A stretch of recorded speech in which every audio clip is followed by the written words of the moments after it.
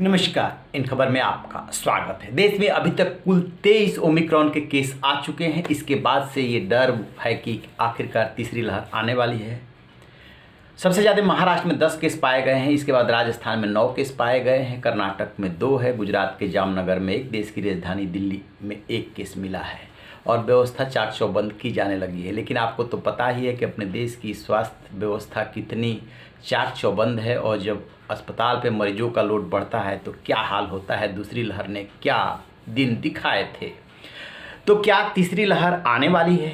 इस पे already IIT का जो एक कार्यकारी ग्रुप बना हुआ है वो काम कर रहा था और प्रोफेसर मणिंद्र अग्रवाल अपने गणितीय सूत्र मॉडल से इस पे प्रेडिक्शन करते रहते हैं।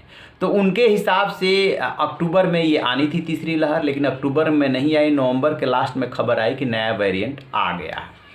तो अब सवाल उठ रहे हैं कि नए वेरिएंट की वजह से कब जो है तीसरी लहर आएगी और ये कितना घातक है। तो कितना घातक है इसको लेकर के तो अभी रिसर्च चल रही है। लेकिन एक बात ज़रूर आ रही है, चूँकि साउथ अफ्रीका में ये मिला था पहली बार 24 नवंबर के आसपास, तो अभी बहुत कम दिन हुआ है कि बहुत तेज़ी से फैलता है और इसके लक्षण दिखते नहीं हैं। एकदम सामान्य आदमी दिखेगा। पता चला कि जब टेस्ट हुआ और जीनोम सीक्वेंसिंग हुई तो उसमें ओमिक्रॉन के लक्षण मिले। और अभी तक के जो रिसर्च है उसके मुताबिक बहुत ज़्यादा घातक नहीं है, माइल्ड नेचर है। और जो वैक्सीनेटेड है उनके लिए तो और माइल्ड हो जाता है ये।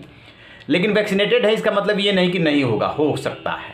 तो अब उसी प्रोफेसर मणिंद्र अग्रवाल और आईआईटी का जो ग्रुप है उसने इस पर काम किया है और उसका कहना ये है कि ये फरवरी में इसका पीक आ सकता है और 1 से 1.5 लाख केसेस जाएंगे। दूसरी लहर की तरह ये बहुत ज़्यादा घातक और 4 से 5 लाख तक नहीं पहुंचेगा, लेकिन 1 से 1.5 लाख तक केस आ सकते हैं। और इसके बचाव के 2 ही तरीके हैं, एक तो वैक्सीनेशन और दूसरा जो है मास्क और 2 गज की दूरी। इतना एहतियात बरते तो इससे निपटा जा सकता है। यानी कि कह सकते हैं कि आईआईटी के प्रोफेसर जो इस पे काम कर रहे हैं वो ये कह रहे हैं कि अब सतर्क हो जाइए, टाइम आ गया है। बेशक जो है अक्टूबर में हमने ये प्रेडिक्शन किया था कि अक्टूबर में आ सकता है, अक्टूबर में नहीं आया, नवंबर में आया, समय बदल सकता है। लेकिन नए वेरिएंट के आने पे तीसरी लहर आने की आशंका बहुत पहले से जाहिर की जा रही है।